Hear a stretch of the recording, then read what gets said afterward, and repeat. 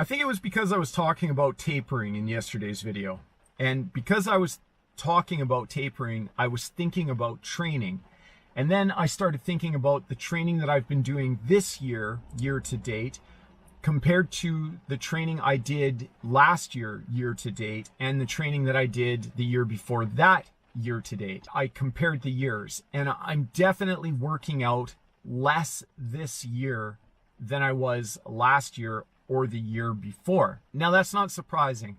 I was competing in way more things last year and the year before than I am this year. Even though I'm competing in the same 3 running races that I did last year, the Calgary Marathon 50K, the Edmonton Half Marathon, Classic 10 Miler in October. Even though I did all 3 of those last year, in addition to those, I also did another couple of ultras in the form of running races and mountain bike races.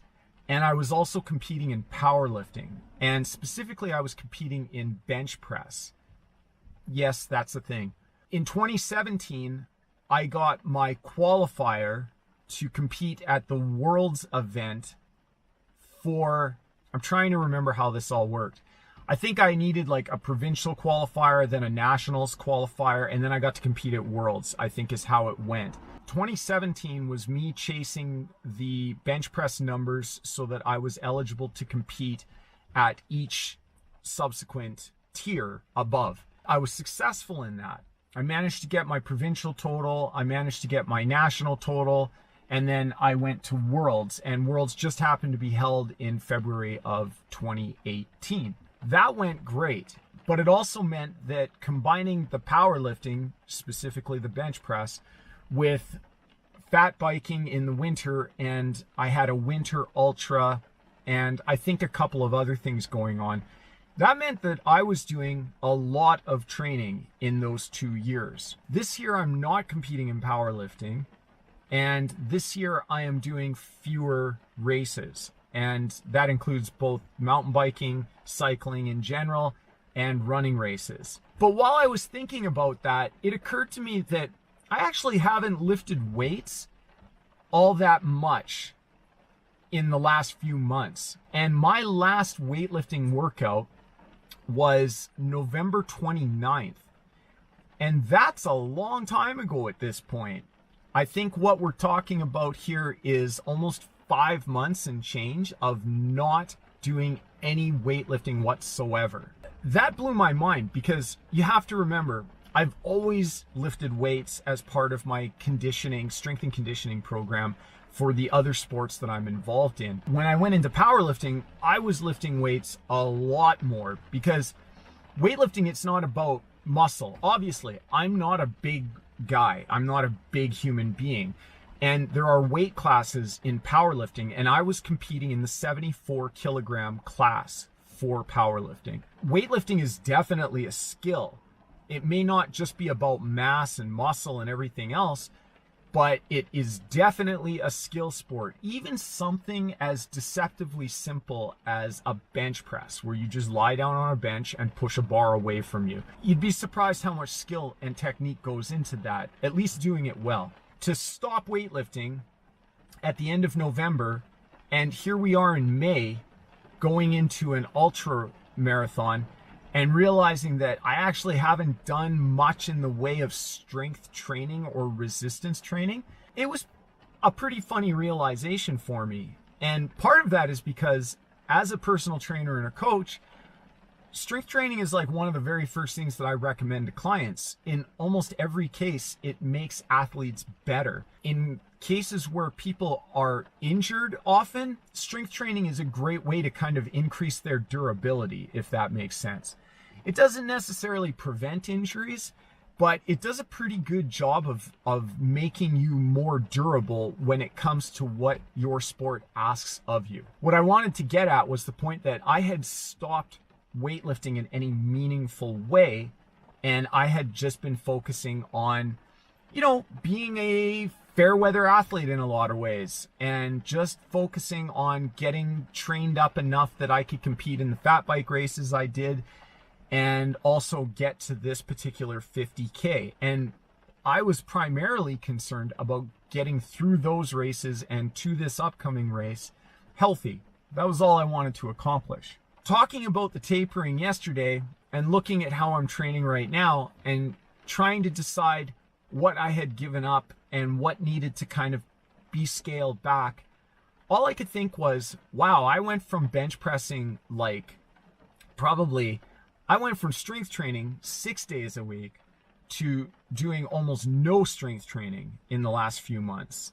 And it made me wonder, did that make me any weaker? Today, because I'm in a taper, and the taper is for a running sport, I felt like I could push my upper body a little bit to see where I was. And that's exactly what I did. I decided to load up the bench press, which I haven't done since November of 2018, and we're in May of 2019. I decided to load the bench press up and see what I had lost as far as strength or what I had lost as far as skill, and see how far off from my qualifying numbers I was. But really what it came down to was that I needed right around 100 kilograms, like a 220-pound bench press, in order to be competitive at the levels that I needed to be competitive at. So I know at my best with a competition bench press, and you have to keep this in mind, a competition bench press is different than a typical gym bench press. You're not allowed to bounce it off your chest. You're not allowed to bounce it off your sternum. You have to wait for the command. So you unrack it, you get the command, you lower it, it touches your sternum. There's a command to lift it. You have to lift it and hold it locked out. Then you get a command to rack it. And if you break any of those commands, you're DQ'd.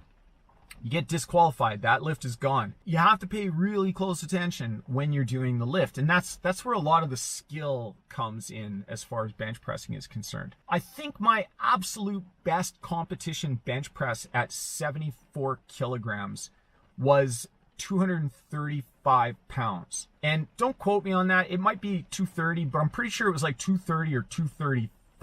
So today when I was doing the bench press, I wanted to see if I could even get in that ballpark.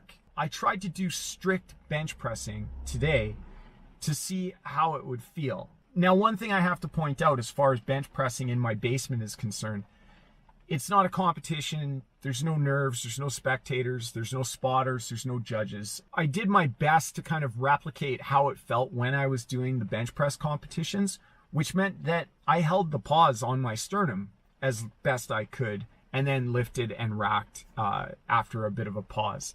What surprised me is that after 5 months of not lifting weights at all, I managed to get 235 pounds on the bench press today. So there's a couple of things that go with that. One is this.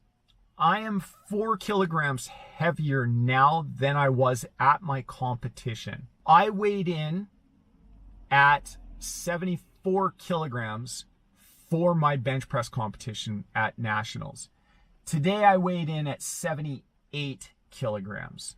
Being able to do 235 at 78 obviously isn't as impressive as 235 at 74 kilograms. So that's the first thing. I weigh more right now. The second thing to keep in mind is that I also did a terrible job on the 235 at home. It was sloppy. I would have got flagged. It probably would have got DQ'd, almost certainly. There are rules with the bench press, and I think I broke a couple of them. But even with that being said, I was able to put it in the air, which was something. And the 225 that I did before it was pretty solid. There might be powerlifters that watch this video and will hear my numbers and probably laugh at them. I am not strong for a powerlifter. The numbers that I'm throwing out here to a powerlifter, they mean very little. I can tell you that I'm strong for a runner. That's kind of what I am right now. And I know that my legs are capable of that. What I didn't know was whether my upper body was capable of still doing the bench press numbers that I had done this time last year.